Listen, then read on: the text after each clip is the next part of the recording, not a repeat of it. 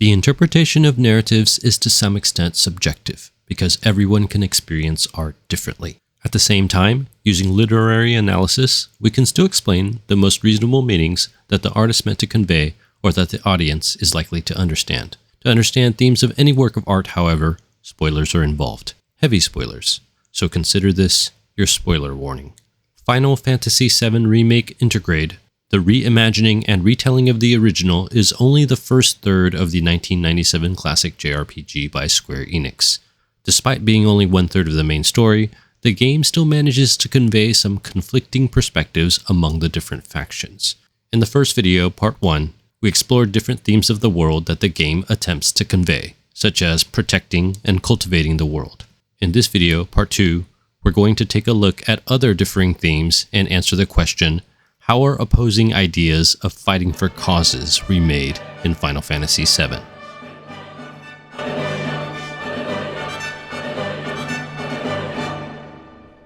The first theme for today's video on fighting for causes in Final Fantasy VII Remake is that of fighting to make a difference.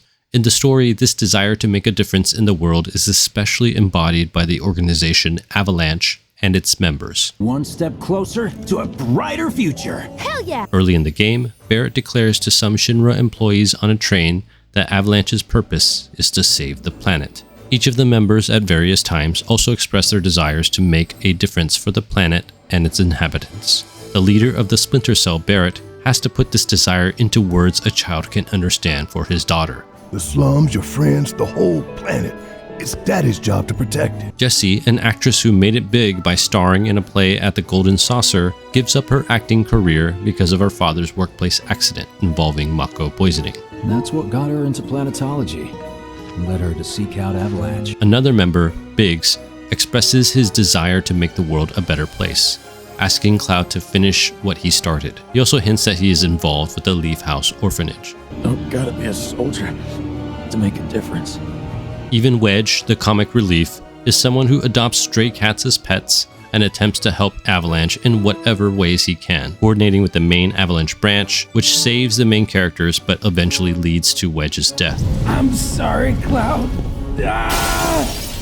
Just tell me that I made a difference. Take a good look. It's because of that great big pizza in the sky that people down there gotta struggle to survive.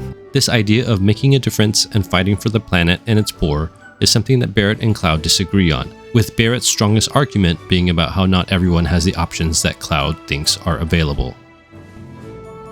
Well, that's all well and good, if you're only out for yourself. But the folks down there don't have the luxury of choice, you know. Perhaps the greatest example of making a difference is the character of Aerith, who as the last remaining ancient, wants to use her unique powers to help the world. In the Bible, Jesus commands his followers to make a difference using two different metaphors. You are the salt of the earth, but if salt has lost its taste, how shall its saltiness be restored? It is no longer good for anything except to be thrown out and trampled under people's feet. You are the light of the world. A city set on a hill cannot be hidden, nor do people light a lamp and put it under a basket, but on a stand, and it gives light to all in the house. In the same way, let your light shine before others, so that they may see your good works and give glory to your Father who is in heaven. Matthew chapter 5, verses 13 to 16.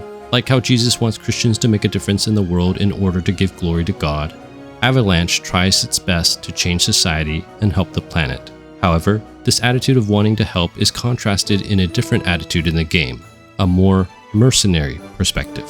The second theme for today's video on fighting for causes in Final Fantasy VII Remake is that of being indifferent to making a difference. This indifference to the suffering of others is especially developed through the motif of a mercenary perspective, doing things for money. In the introductory sequence, Wedge tries to tell Cloud that he believes that Cloud is not helping as a mercenary, but Cloud dismisses this. But you know what I think? Not interested. In fact, Cloud continues to go out of his way to make clear that he will only help Avalanche if he is paid, and that he does not care about their cause. When Barrett tries to convince Cloud using a dramatic recruitment speech, Cloud makes fun of him and suggests that his cause is not very important. You really hear that? Damn straight I do! Get help. I'd worry less about the planet and more about the next 5 seconds. There's something to be said for Cloud's argument, because it seems that while Barrett is an extremist who would sacrifice even time with his daughter for his cause, when push comes to shove, President Shinra points out that Barrett cares more about Avalanche's reputation than the planet. More than shutting down the reactors? Than the future of the planet itself? In contrast to Cloud's mercenary attitude of helping people for pay, Aerith helps people for free, regularly volunteering and even donating her flowers to the orphanage. Hello, I'm some people. Nice to meet you.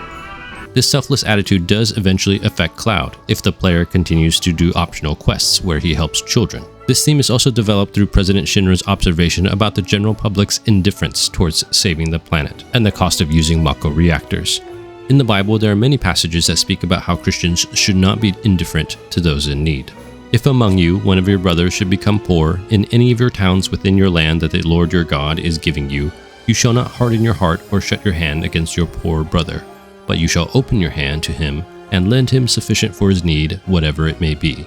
Take care lest there be an unworthy thought in your heart, and you say, the 7th year, the year of release is near, and your eye look grudgingly on your poor brother, and you give him nothing, and he cry to the Lord against you, and you be guilty of sin. You shall give to him freely, and your heart shall not be grudging when you give to him, because for this the Lord your God will bless you in all your work, and in all that you undertake. For there will never cease to be poor in the land. Therefore I command you, you shall open wide your hand to your brother, to the needy and to the poor in your land. Deuteronomy chapter 15, verses 7 to 11. Just like how Moses commands the Israelites to take care of their poor, the game develops the idea of helping those in need through the optional side quests, with the mercenary Cloud helping those in the slums, often for a cheap price. But one of the most interesting changes in Remake is not whether to make a difference, but how to make a difference, which leads us to our third theme.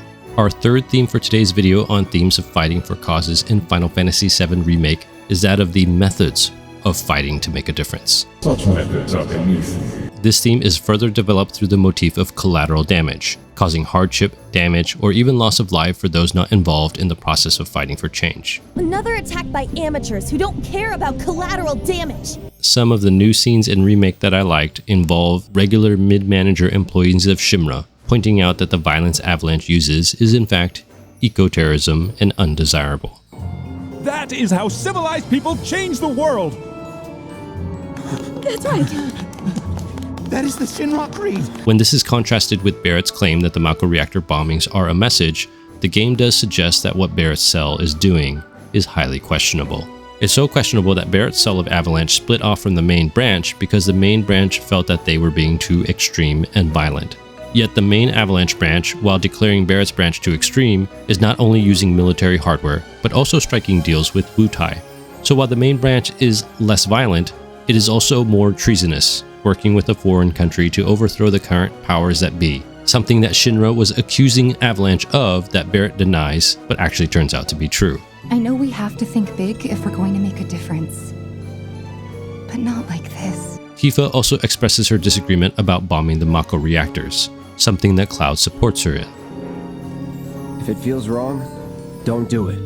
The game also raises questions about the terrorist methods through Avalanche's own reactions, with their shock of how much collateral damage there is. Jessie, while disagreeing with Tifa about the need for bombings, expresses concern to Cloud that the size of the explosion might have been her fault, and she goes on a special mission to try to ensure that the next explosions will be more controlled. Shinra repeatedly calls Avalanche an eco-terrorist group, which is difficult to argue with, and in fact, Shinra's declaration that they will not negotiate with terrorists echoes how many modern governments actually respond to terrorism. The way that Avalanche fights for its causes versus the way that Shinra says they should fight would normally cause you to think that Shinra were actually the good guys, but that's actually only a facade for some employees. In the upper echelon of the corporate management, most of the leaders, including President Shinra himself, are also willing to cause collateral damage. Much of the damage to the city, including the reactor explosions and ultimately the collapse of the Sector 7 plate, are caused by executive planning to frame Avalanche in order to create an excuse to profit off a war against Wutai.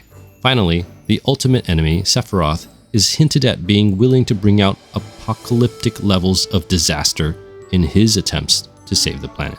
The Bible doesn't have a lot of specifics about terrorism or the methods of fighting for change, but it certainly does show how God is concerned about collateral damage, even in his judgment of sinners. And the Lord spoke to Moses and to Aaron, saying, Separate yourselves from among this congregation, that I may consume them in a moment. And they fell on their faces and said, O God, the God of the spirits of all flesh, shall one man sin, and will you be angry with all the congregation? And the Lord spoke to Moses, saying, Say to the congregation, Get away from the dwelling of Korah, Dathan, and Abiram. Then Moses went to Dathan and Abiram, and the elders of Israel followed him. And he spoke to the congregation, saying, Depart, please, from the tents of these wicked men, and touch nothing of theirs, lest you be swept away with all their sins. So they got away from the dwelling of Korah, Dathan, and Abiram. And Dathan and Abiram came out and stood at the door of their tents, together with their wives, their sons, and their little ones. And Moses said, Hereby you shall know that the Lord has sent me to do all these works, and that it has not been of my own accord.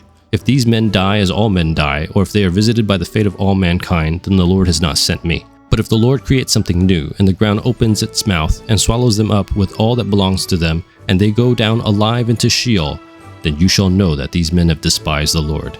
And as soon as he had finished speaking all these words, the ground under them split apart, and the earth opened its mouth and swallowed them up, with their households and all the people who belonged to Korah and all their goods. So they and all that belonged to them went down alive into Sheol, and the earth closed over them, and they perished from the midst of the assembly. And all Israel who were around them fled at their cry, for they said, Lest the earth swallow us up. And fire came out from the Lord and consumed the 250 men offering the incense. Numbers chapter 16, verses 20 to 35. Like how God only destroys the rebels and not the whole congregation, Remake points out the unethical methods of fighting, including causing collateral damage, that Avalanche, Shinra, and Sephiroth use in their fighting for causes. For the protagonists, no matter how they fight, the odds seem stacked against them. However, they still choose to fight, which is related to our last theme for today's video. Our final theme for today's video on fighting for causes in Final Fantasy VII Remake is that of fighting against the impossible. Throughout the game, this theme is developed by having our heroes fight against, well, impossible odds. When Aerith and Wedge are evacuating Sector 7, they discuss how both don't really believe they will be able to stop Shinra from dropping the plate, but that they will fight anyway. I don't want to look back one day and wish I'd done it different. Right here, right now. I need to know I did everything I could. When Cloud, Tifa, and Barret attempt to infiltrate Shinra HQ, the task seems impossible. Well, you know, some lost causes are worth fighting for. This idea of fighting the impossible eventually evolves into a fight against fate, or destiny itself. Over and over, the game reminds a player that the characters are fighting against a future that is not yet set, implying significant changes from the original plot. The future is always a blank page. That which lies ahead does not yet exist. The future isn't set in stone. That's what I always tell myself. Eventually, Cloud and his team fight against Whispers, the arbiters of fate itself, the ultimate example of fighting the impossible. In the Bible, there isn't a lot about fighting against fate or destiny because of God's sovereignty, but there are plenty of passages about fighting against the impossible. The filthy sewer rats who brought down a Goliath. And the Philistines stood on the mountain on the one side, and Israel stood on the mountain on the other side with a valley between them. And there came out from the camp of the Philistines a champion named Goliath of Gath, whose height was 6 cubits and a span. And the Philistine said, I defy the ranks of Israel this day. Give me a man that we may fight together. When Saul and all Israel heard these words of the Philistine, they were dismayed and greatly afraid. And David said to Saul, Let no man's heart fail because of him. Your servant will go and fight with this Philistine. And Saul said to David, You are not able to go against this Philistine to fight with him, for you are but a youth, and he has been a man of war from his youth. But David said to Saul, Your servant used to keep sheep for his father, and when there came a lion or a bear and took a lamb from the flock, I went after him and struck him and delivered it out of his mouth. And if he arose against me, I caught him by his beard and struck him and killed him. Your servant has struck down both lions and bears, and this uncircumcised Philistine shall be like one of them, for he has defied the armies of the living God. And David said, The Lord who delivered me from the paw of the lion and from the paw of the bear will deliver me from the hand of this Philistine. And Saul said to David, Go, and the Lord be with you. 1 Samuel chapter 17, verses 3-4, 10-11, and 32-37. Like how David fights a giant and defeats him, Cloud and his friends fight against all sorts of impossible enemies, such as Shinra, Sephiroth, and fate itself, somehow managing to prevail. The narrative of Final Fantasy VII Remake Intergrade is weakened in many ways by being split into only 1/3 of the original, with with the remaining story to be covered in the following 2 sequels. Despite this, I think the game does a good job modernizing and exploring many of the more questionable original themes. In the first video, part 1, we took a look at themes related to the world, such as protection versus cultivation of the world. What are we going to do about Sector 7? In this video, part 2, we explored themes related to fighting for different causes, including the context and nuance of making a difference versus the way you fight to make a difference. One of the reasons I was hesitant in playing the remake is because I was concerned the topics of the game would be treated in very superficial ways, but I think Remake has done a great job in asking the important questions. Let us defy destiny together. I really enjoyed how they remade Final Fantasy VII, and I look forward to playing and analyzing the second entry, Final Fantasy VII Rebirth, in the coming months. That's all I have for you in this video. Bless you guys. Thank you so much for watching, I really appreciate it. If this video blessed you in some way, please consider watching some of my other videos, subscribing, or sharing with me some of your thoughts in the comments below.